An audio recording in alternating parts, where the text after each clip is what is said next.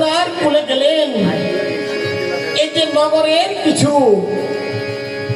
এই যে অবাবিহিত মেয়ে সকল, কুমারী মেয়ে সকল, তারা স্নান করে ওই মঙ্গল চণ্ডীর পূজা দিতে লাগলেন।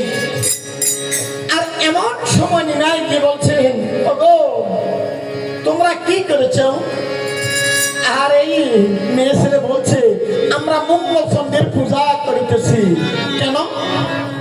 আরে মঙ্গল চণ্ডীর পূজা করিলে আমাদের মনের বাসনা পূর্ণ হবে। আরে তোমরা মঙ্গল চণ্ডীর পূজা করিলে তোমাদের মনের বাসনা পূর্ণ হবে। এই পূজাটা আমাকে দাও, আমি তোমাদের মনের বাসনা পূর্ণ করব। আচ্ছা, তোমাকে দিলে কি হবে? আমাকে দিলে কি হবে জানিস না? ওরে সুন্দর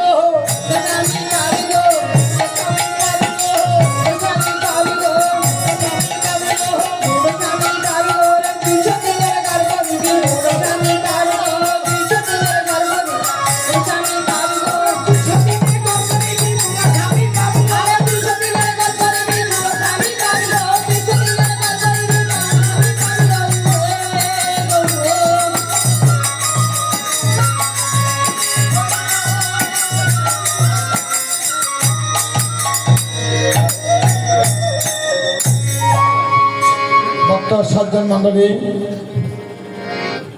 এবার জন্না সরকার আপনাদেরকে কীর্তন শোনাবে। আমি একটু বিরতি নিচ্ছি। এবার ওনার জন্য আশীর্বাদ করবেন।